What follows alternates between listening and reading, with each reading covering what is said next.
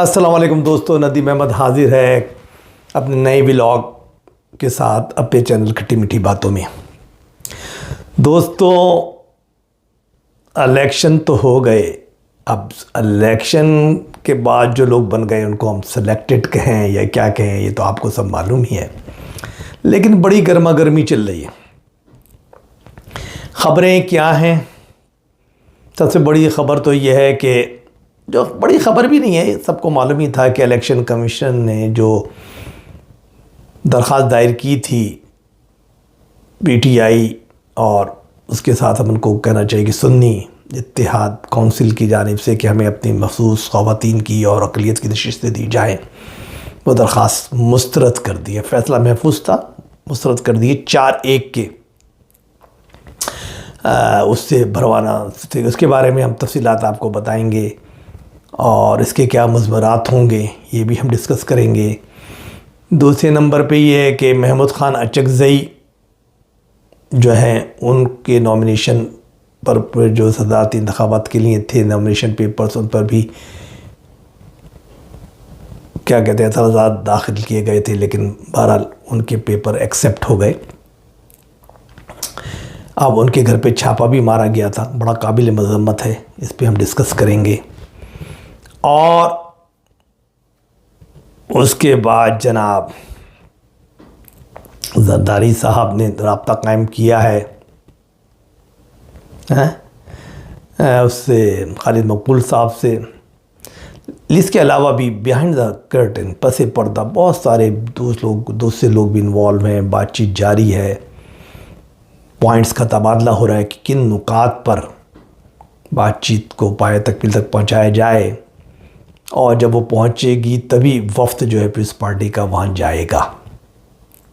इसके बारे में बताएंगे कि कौन सी शख्सियात हैं, कौन लोग हैं, क्या रोल प्ले कर रहे हैं। और उसके बाद जनाब जो है वही है कि कौमी असम्बली का जो इजलास हुआ, बड़ा गर्मा गर्म तकारीर हुई, बहुत ही जैसे कहते हैं ना कि मछली बाज़ार। तो वो एक जो बातें हैं जिसमें काफ़ी ज़्यादा बिलावल साहब ने तो कुछ बहुत ही गलत लफ्ज़ इस्तेमाल किया, बाद में उन्होंने खैर उसको वापस भी ले लिया, और उसके बारे में थोड़ी सी डिस्कशन भी होगी कि आने वाले हालात क्या बता रहे हैं। फिर हमारे पख्तूनख्वा के पीकेपी के जो हैं वज़ीर आला जनाब गंडापुर साहब, अली गंडापुर साहब, उन्होंने ऐलान कर दिया है, वो मतलब शरीक नहीं हुए हल्फ बर्दारी की तकरीब में वज़ीर आज़म की, और उनका मैदान को वज़ीर आज़म मानता ही नहीं है, तो फार्म 47 की पैदावार है। तो ये हैं वो बातें जो सियासी महाज पे हैं, इनको हम डिटेल में डिस्कस करेंगे। उससे पहले कि हम आगे चलें, मैं आप लोगों से दरख्वास्त करता हूँ कि प्लीज़ मेरे चैनल को सब्सक्राइब कीजिए, इसको लाइक कीजिए, अपने कमेंट्स दीजिए, अपने आरा भेजिए, बेल के बटन को रिंग कीजिए, मतलब क्लिक कीजिए, जिसकी वजह से आपको जो है नोटिफिकेशन भी मिल जाएगा जब हमारा ये नया एपिसोड आता है। अपने दोस्तों और रिश्तेदारों को जो है लिंक भेजिए, मेरे इसका फॉरवर्ड कीजिए ताकि वो उसको सब्सक्राइब कर सकें और देख सकें। अब हम आगे चलते हैं और तरतीब बाय तरतीब इन तमाम चीज़ों को देखते हैं। देखिए जी, जो होना था ये आपको रोज़े रोशन की तरह आया था कि ये जो टेक्निकली, देखो दो चीज़ें होती हैं, एक होती है टेक्निकल बुनियाद, यानी कि जो कि रूल्स में, रेगुलेशंस में, आइन में, एक्ट के अंदर जो चीज़ें लिखी हैं, आप उसके मुताबिक अगर कुछ तब्दीली आती है तो उस पर रिजेक्शन हो सकती है। एक और दूसरा होता है सियासी फ़ैसला। तो टेक्निकी फ़ैसला, टेक्निकल ग्राउंड्स पर जो फ़ैसला जो होता है, और सियासी फ़ैसला, इन दोनों के अपने अपने असरात होते हैं। होता है क्या है कि टेक्निकी बुनियाद पर, टेक्निकल बुनियाद पर या टेक्निकल ग्राउंड्स पर अगर कोई चीज़ में इबाहम है या क्लियर नहीं है या किसी चीज़ की खिलाफ वर्जी हुई है, तो आप अगर बिल्कुल स्ट्रिक्ट बन जाएं और कहें कि नहीं हमें तो सिर्फ इसका लकीर जो जो लिखा है, एक्ट में लिखा है, इलेक्शन एक्ट में लिखा है, आइन में लिखा है, बला बला उसके मुताबिक अगर नहीं है तो मैं ना मानूं, तो फिर वो उनकी स्वाबदीद हो जाती है इलेक्शन कमीशन के अरकान की और चीफ इलेक्शन कमीशन की कि वो आपकी बात माने या ना माने। लेकिन अगर सियासत के कुछ उसूल होते हैं कि सियासत में ये होता है कि यार अगर हम ये फैसला करते हैं तो उसके कितने नेगेटिव असरात जाएंगे और आवाम के जहनों में क्या इमेज जाएगा, है? तो फिर कुछ फ़ैसले ऐसे भी किए जाते हैं जिसमें थोड़ा बहुत, क्योंकि अगर एक आदमी ने 90% तो सही किया, 10% का कहीं गलती आ रही है तो उसको नज़रअंदाज भी किया जाता है या कोई तंबी के साथ उनको बात मान ली जाती है कि ठीक है आइंदा आप ये नहीं करेंगे, आपने गलती किया था, लेकिन बहरहाल मुल्क के मफाद में और इसमें हम चाहते हैं कि जमहूरियत चलती रहे, तो हम जो है क्योंकि एक न्यूट्रल इदारा हैं तो हम जो है ये बात आपकी एक्सेप्ट कर रहे हैं one time only, next time आपको बहुत उसूलों के साथ या कायदे कवानीन के साथ आना पड़ेगा। तो कर लेने में बेहतरी थी, लेकिन बहरहाल नहीं किया। एक साहब ने 4 का फ़ैसला था, भरवाना साहब जो पंजाब के इलेक्शन कमिश्नर हैं, उन्होंने ये किया है कि इख्तलाफ किया, लेकिन इख्तलाफ इस पर नहीं किया कि रिजेक्ट की जाए। उन्होंने कहा रिजेक्ट की जाए, लेकिन जो इनकी जो नशिस्तें बनती हैं, मखसूस सीट्स बनती हैं, उनको दूसरी पार्टियों में तकसीम ना किया जाए। बाकी 4 कहते नहीं, उनको दूसरी पार्टियों में बंदर बांट कर दी जाए। मेरी अपनी ज़ाती राय में बहुत ही गलत फ़ैसला, बड़े दूररस नताइज होंगे।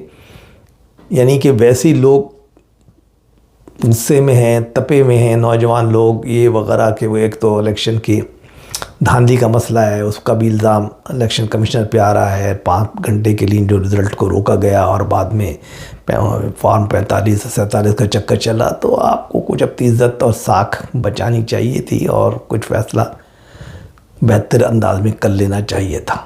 लेकिन बहरहाल अब जो कहते हैं ना कि ये जो इलेक्शन कमीशन वगैरह भी जो होते हैं ना, इनकी भी तो डोरियाँ कहाँ से हिलती हैं आप भी जानते हैं और मैं भी जानता हूँ। हाँ, दूसरे नंबर पे महमूद खान अचकज़ई साहब, आखिरकार उनके नॉमिनेशन पेपर एक्सेप्ट हो गए और जरदारी साहब और उनकी दोनों के एक्सेप्टेंस का जो नोटिफिकेशन है महमूद अचकज़ई साहब का, वो इलेक्शन कमिश्नर ने जारी कर दिया, क्योंकि बड़ा एतराज़ उन पर कर दिया गया था एक और कैंडिडेट की तरफ से, जो उस पर फ़ैसला भी, उसके ऊपर फिर हियरिंग हुई और उसके बाद फ़ैसला महफूज हो गया। तो बड़े ख़दशात थे कि शायद ऐसा ना हो कि नॉमिनेशन करके सरदारी साहब को अनअपोज्ड बना दिया जाए, खैर लेकिन ऐसा नहीं हुआ और जो बहुत अच्छा हुआ। जमहूरियत में यार मुकाबला कीजिए, हैं, मुकाबला ही तो सब कुछ होता है, बाकी तो ठीक है यार, आना जाना, हुकूमतें आती हैं, हुकूमतें जाती हैं। तो बहरहाल सबसे इसमें जो मैं काबिल मज़म्मत बात है वो ये है कि महमूद खान अचकज़ई के घर पे पुलिस का छापा और उनके एक गार्ड को गिरफ़्तार करना, इट्स वेरी बैड, बहुत ही अफसोसनाक वाक़या। ठीक है उनके ख़िलाफ़ होगा क्योंकि ज़मीन थी इतने कनाल की और वो सरकार की थी, इन्होंने अपने कब्ज़े में ली हुई थी। भैया ये तो पता नहीं कब से ली होगी, 20 साल से, 15 साल से, 10 साल से। तुम्हें अब ख्याल आया है कि यार इसको, मुझे जिस दिन वो इलेक्शन लड़ रहे हैं या तकरीर कर रहे हैं जज्बाती, तो उस वक्त आपको ये ख्याल आया डिप्टी कमिश्नर को मुझे छापा मारना चाहिए। सब वेरी बैड। ये तो फिर अंधे को भी नज़र आएगा ना यार कि क्या हो रहा है, तो ऐसा नहीं होना चाहिए। जमहूरी अक़दार को फ़रोग़ दीजिए, सुनने का हौसला रखिए, सुनने का हौसला रखिए, यही कामयाबी है और यही जमहूरियत है कि अंदर अंदर लावा ना फटे, निकलने दो लावे को, बहने दो लावे को, ताकि प्रेशर कुकर बन के फट ना जाए। तीसरे नंबर पे हम आते हैं, हमारे MQM हो गई तारीख़ 4 हैं और निगाहें ढूंढ रही हैं जरदारी, निगाहें कर रही हैं जरदारी का इंतज़ार। नहीं ऐसा नहीं है, सब कुछ हो रहा है। लेकिन देखिए होता क्या है कि जब एक चीज़ की बात तकमील को पहुंच जाती है ना, पहले बिहाइंड द कर्टन, पीछे आपस में बातचीत होती है, पॉइंट्स जो होते हैं वो एक दूसरे को दिए जाते हैं, मामला चलते रहते हैं अनटिल अनलेस के एक स्टेज आती है कि वो बात जो है वो एक कॉमन ग्राउंड बन जाता है जहाँ पे दोनों पार्टी एग्रीड हो जाती हैं, और तब होती है वफ्द की आमद या जरदारी साहब की आमद या पूरे पीस पार्टी के वफ्द की आमद उनके बिहाफ पर। तो अभी तक असल में मसाइल गंभीर हैं, ख़ास तौर से जो बल्दियाती जो इदारे हैं वो पीस पार्टी के कंट्रोल में हैं, तो उस पर भी MKM को बड़ा एतराज़ है कि यार हमें तो कुछ मिलेगा ही नहीं वहाँ पे, हैं। मुर्तज़ा वहाबी बैठा हुआ है कराची में और हैदराबाद का मेयर भी नहीं का है, तो पीस पार्टी का, तो ये बात है। दूसरे नंबर पर फिर वही तरमीम वरमीम, खैर इतनी बहस वाली बात नहीं है, आलमी तरमीम जो है बल्दियाती इदारों को फ़ंड देने की, लेकिन फिर मिनिस्ट्रियाँ, फिर गवर्नरशिप भी चलो हल हो जाएगी, उन्होंने दे देंगे जरदारी साहब। अब मिनिस्ट्रियां हैं फेडरल में, तो वो 2 तो इनको मिलने जा रही हैं। फ़िलहाल पीस पार्टी ने भी वो शायद नरम गोशा दिखा दिया कि शिपिंग एंड पोर्ट्स दे दी जाए इनको, तो अब वो भी अब 2 वज़रातें मिल रही हैं, तो वो इनको मिल जाएगी। और उसके बाद फिर प्रोविंशियल असम्बलीज़ में इनके काफ़ी बातें हैं जिसमें ये बहुत सारी चीज़ें मांग रहे हैं, तो लेट्स सी। अब उस पर भी है, तो बातें चल रही हैं, अब इंतज़ार है तो इंतज़ार में लज्जत भी है प्यारे, आने दो, तो बातें चलेंगी। लगता ही है कि कुछ दिनों पहले हो जाएंगी पूरी। अब जरदारी साहब भी खेल रहे हैं, वही देख रहे हैं अगर मुझे 400 का इंसाफ वैसे ही बन रहा है तो छड्डो यार क्यों मैं इतनी मुराद दूँ, तो लेट्स सी क्या होता है। लेकिन बातचीत चल रही है, काफ़ी लोग इन्वॉल्व हैं, दोनों तरफ से इन्वॉल्व हैं। उसमें डॉक्टर आसिम साहब अपना काफ़ी चक्कर चला रहे हैं, बातचीत कर रहे हैं। दूसरे लोग भी जो इनके कॉमन फ्रेंड्स हैं वो हैं, इवन टिसूरी साहब भी चाह रहे हैं कि चलो अगर मुझे गवर्नर बनवा देते हैं जरदारी साहब तो चलो मैं भी कुछ इनको राम करता हूँ। तो देखें क्या होता है, राम कहानी चल रही है। फिर जनाब है गंडापुर साहब आई नहीं, जो हलबर्दारी की तकरीब थी वज़ीर आज़म की, तो उसमें उन्होंने कहा कि उनसे पूछा गया पेशावर में कि भाई आप इसमें शरीक नहीं हुए, बाकी तो तीनों वज़ीर आला थे। तो उन्होंने कहा मेरे भाई ये जो वज़ीर आज़म है फार्म 47 की पैदावार है, तो मैं इनको नहीं मानता, तो ऐसी जगह मैं नहीं जाता। तो अब ये नज़र आ रहा है कि आगे क्या होने वाला है। मुझे वो याद आता है वो सीन जब बेनज़ीर भुट्टो पहली दफ़ा पावर में आई, तो उनसे भी पंजाब छीन के नवाज़ शरीफ को दे दिया गया था, रातों रात रिजल्ट बदल के तब्दील करके, और उनको फेडरल हुकूमत दे दी गई। तो शहबाज शरीफ बन गए वज़ीर आला पंजाब, और वो थी वज़ीर आज़म पाकिस्तान। तो जब भी लाहौर आती थी ये कभी नहीं जाते थे उनको मिलने या बात करने, हमेशा गवर्नर साहब जाते थे जो कि पीपल्स पार्टी ने अपना लगाया था। और बड़ी तलखी थी, वो बात बात पे झगड़े होते थे, और फिर वो जो बातें भी वज़ीर आला करते थे फाइलें उसको गवर्नर रोकते थे। लेकिन गवर्नर के अख्तियार ऐसे ही हैं जैसे सदर के हैं, कुछ दिनों बाद वो फाइल आखिरकार जो है वो असम्बली से पास हो जाए। एक दफ़ा रिजेक्शन होती, 2-3 दफ़ा फिर वेट करते, और उसके बाद वो असम्बली से पास हो जाती खुद ब खुद, जो कानून के मुताबिक कि भाई एक दफ़ा आप रिजेक्शन कर सकते हैं, लेकिन अगर असम्बली उस जो ऑब्जेक्शन को जो है वो कर दे दोबारा कि नहीं हम नहीं मानते ऑब्जेक्शन को, तो फिर वो कानून बन जाता है। और अल्टीमेटली ये चक्कर चलता रहा था, फिर गवर्नर आज तक पहुंचा बात। तो देखिए हालात यही नज़र आते हैं कि ये नहीं मिलेंगे, बहुत सी बातें नहीं मानेंगे गंडापुर साहब, और मामला काफ़ी गर्मा गर्मी में ये चलेंगे। तो बड़ी हैजान खेज़ आने वाले दिन है। तो एक तो ये बात हो जाती है।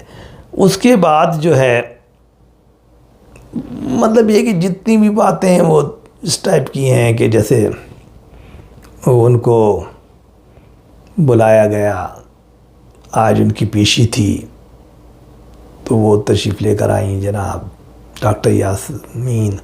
उन्होंने काफ़ी सहाफ़ियों से बातचीत की और कहा कि मैं तो जीत चुकी हूँ, मैंने नवाज़ शरीफ को हरा दिया है। और वो मज़े की बात है कि उनको ये नहीं पता था कि वो PTI की सदर बन गई है पंजाब की। तो जब उनको ये बात बताएगी तो हैरान नहीं कि वो कहें अच्छा मैं कैसे बन गई, मैं तो जेल में थी, मुझे पता ही नहीं।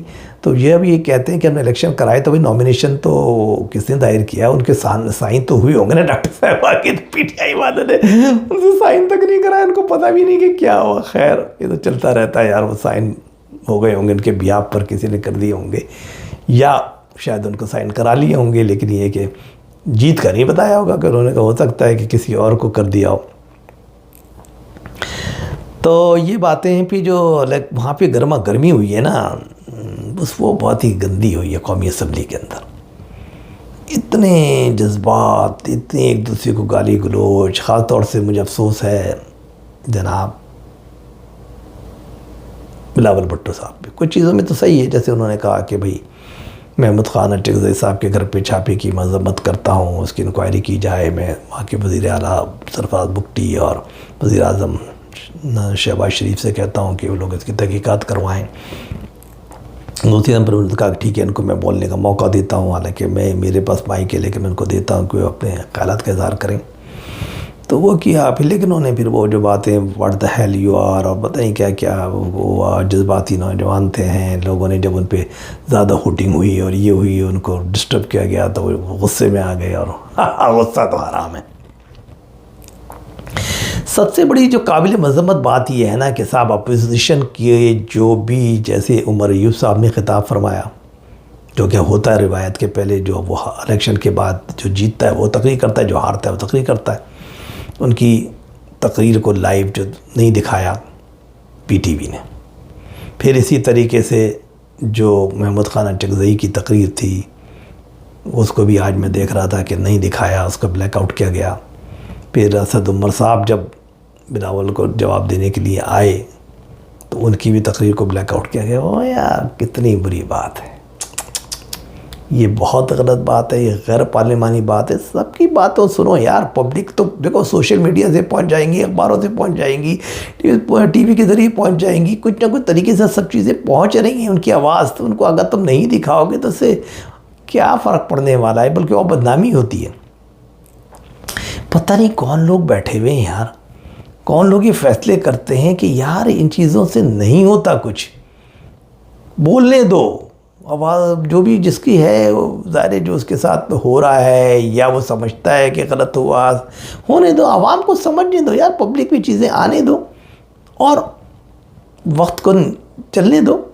उसमें फिर ज़ाहिर कुछ आइनी मसाइल होंगे या कोई अदालती मसाइल होंगे, वो अदालतों में जाएंगे, वहाँ जाएंगे, फ़ाइट करेंगे, हर एक का राइट है यार, बोलने दो। लेकिन यार बोलने पे अब जो पाबंदी लगाई जाती है ना, ये बहुत ही बुरी बात है। और हाँ, चलते चलते कि मैंने कहा था ना कि वो जो इनर हल्के हैं इमरान साहब के, कभी भी लीडर द अपोजिशन जो है मौलाना साहब को नहीं बनने देंगे। और वही हुआ कि लीडर ऑफ द अपोजिशन जो बन गए हैं वो उमर अय्यूब साहब बन गए और पब्लिक अकाउंट कमेटी के चेयरमैन के लिए जनाब बैरिस्टर गौहर अली ख़ान साहब को उन्होंने प्रपोज़ कर दिया है। बड़ी अहम कमेटी होती है जिसके अंदर एक एक चीज़ के अंदर वो इंक्वायरी कर सकते हैं कि फंड्स कहाँ खर्च हो रहे हैं, कैसे हो रहे हैं, कौन कर रहा है, इसको बुलाओ उसको बुलाओ, तमाम सेक्रेटरीज़ को बुला सकते हैं, हर डिपार्टमेंट के उनको बुला सकते हैं। बहुत बड़ी बात, बहुत powerful, one of the most powerful committee of the national assembly.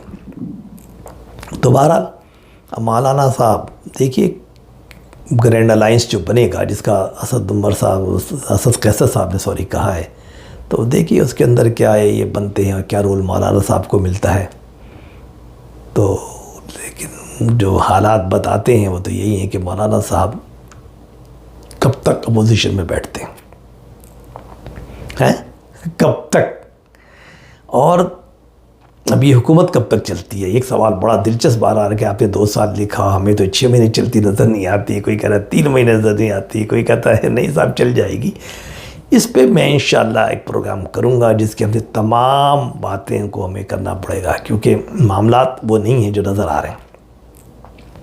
और दूसरा प्रोग्राम भी हम करेंगे जिसके अंदर ये कि जो इस्टेब्लिशमेंट अभी फुल पावर में थी पिछले 16 महीने जिसमें रहे शहबाज शरीफ साहब, और उसके बाद अभी जो ख़ास तौर से ये हुकूमत रही, निगर हुकूमत पे तो पूरा कंट्रोल इनके पास था।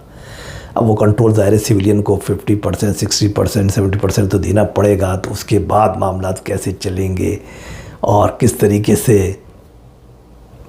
अपने अपोनेंट को या मुखालिफ आवाज़ों को या जो मुल्क को चलाने के लिए इतना इक़्तिसादी पॉलिसीज़ वगैरह पे कैसे और सिफारती महाज पे किस तरीके से कंट्रोल किया जाएगा, आने वाला वक्त बताएगा। बहुत सारी बातें हैं, टाइम कम है, इंशाअल्लाह फिर मुलाकात होगी। जब तक के लिए मुझे इजाज़त दीजिए और अल्लाह हाफ़िज़।